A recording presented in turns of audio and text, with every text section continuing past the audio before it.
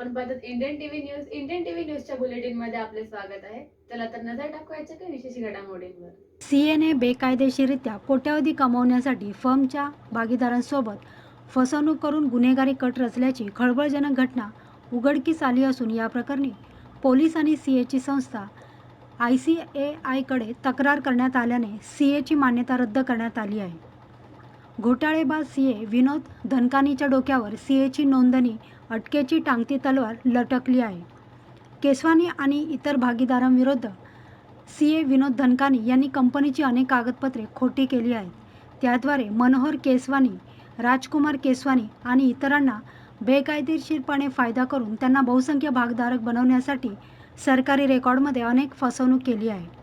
CA विनोद धनकानी यांनी जाणूनबुजून त्यांना बेकायदेशीररित्या फायदा मिळवून देण्यासाठी कोणतीही कायदेशीर प्रक्रिया अवलंबली नाही किंवा त्यांचे पालन देखील केले नाही.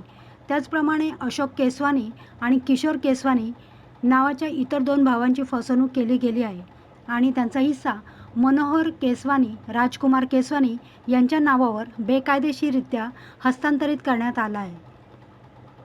इतर सर्व साक्षीदार असलेल्या या सीए विनोद धनकानीच्या सक्रिय मदतीने आणि संगनमताने संलग्न कंपनीच्या आर्टिकल ऑफ असोसिएशनमध्ये कलमांच्या अटी व शर्तींचे उल्लंघन केले आहे आणि अशोक केसवानी आणि किशोर केसवानी यांचा बळी घेतला आहे. म्हणून अनेक कागदपत्रांच्या आधारे किशोर केसवानी यांनी लोणावळा येथील पोलीस ठाण्यात IPC कलम 420, 406, 409, 465, 468, 120B, 34, 471, 380 अंतर्गत FIR क्रमांक 43/2021 नोंदवला आहे.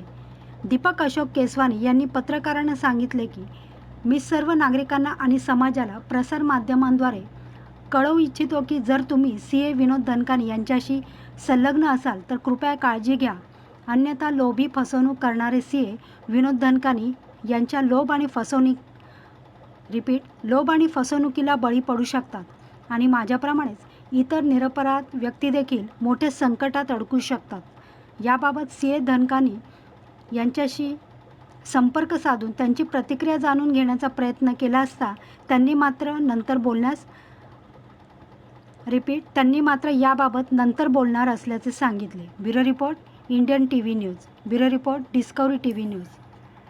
दीपक भाई, ये विनोद धमकानी जो सीए हैं और आपका जो मैटर चल रहा है उसके बारे में कुछ बताएंगे, क्या है एक्चुअल मैटर, क्या है?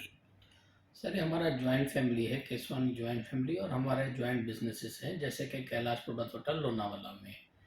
तो उसमें सीए विनोद धनकानी 1995 से अटैच्ड हैं और आर्टिकल ऑफ एसोसिएशन में एक विटनेस भी है। उसमें जैसे मेरे फादर और 3 ब्रदर हैं, चारों भाई उसमें जॉइंट शेयर होल्डर्स हैं और चारों जॉइंट ओनर्स हैं। 2002 के चलते चलते जो हमारे पुराने डायरेक्टर्स और पुराने पार्टनर्स जब रिटायर हुए तब धनकानी और हमारे 2 चाचा नंबर 2 और नंबर 4 मनोहर एंड राजकुमार केसवानी जो 2 भाई हैं, उन्होंने सब मिलके साठगांठ करके कंपनी लॉ एक्ट के पूरे प्रोसीजर्स को दूर करके, पूरे डॉक्यूमेंट्स फोर्ज्ड बना के, मैनिपुलेशन करके, उसमें पूरा विनोद धनकानी का बहुत बड़ा रोल है। वो डॉक्यूमेंट सब गलत तरीके से बना के मनोहर और राजकुमार और उनके फैमिलीज़ को इन्होंने मेजॉरिटी शेयर होल्डर्स को घोषित किया था। उस तरीके से उन्होंने बाकी 2 ब्रदर्स अशोक और किशोर केसवानी को उन्होंने फ्रॉड वगैरह किए थे। ये सब डॉक्यूमेंट्स अभी हमने 1.5-2 साल में मेहनत करके निकाले, पुलिस के सामने पेश किए, इसमें सिग्नेचर्स वगैरह फोर्ज किए गए हैं और डॉक्यूमेंट्स उसमें काफ़ी मैनिपुलेट किए गए हैं। एग्जाम्पल के तौर पे जैसे मैं दुबई में था 2018 में, कंपनी की मीटिंग दिखाई गई है, मुझे प्रेजेंट दिखाया गया है।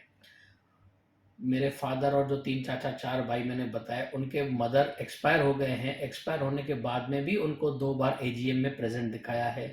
उनके खुद के फादर हॉस्पिटलाइज्ड हैं, बेड पे थे और गुजर भी गए वो हॉस्पिटल में, उनको भी मीटिंग में हाजिर दिखाया गया जबकि हॉस्पिटलाइज थे। तो ये तो समझो बहुत छोटे एग्जाम्पल्स हैं, ऐसे बहुत सारे डॉक्यूमेंट्स हैं जिसमें क्लियर मैनिपुलेशन दिखाई दे रही है। धनकानी, मनोहर, राजकुमार तीनों ने मिलकर ये सब मैनिपुलेट किए थे और ये पूरे डॉक्यूमेंट्स जो ROC मिनिस्ट्री कॉर्पोरेट अफेयर्स में अपलोडिंग होते हैं वो पूरा विनोद धनकानी ने किए हैं। उसके सारे प्रूफ्स हैं, पैसे विनोद धनकानी ने भरे हैं। वो कहते फिरते हैं कि सीए का जॉब नहीं है, लेकिन आपने किए हैं क्योंकि आपकी मेल आईडी और सब अपलोडिंग पे आपका ही डेटा है सामने। वो सब डॉक्यूमेंट्स हमने लोनावाला पुलिस स्टेशन को दिए लोना पुलिस ने उन्होंने काफ़ी सारे सेक्शंस में एफआईआर भी रजिस्टर करी, जिसमें सीए विनोद धनकानी एक अक्यूज्ड आरोपी है।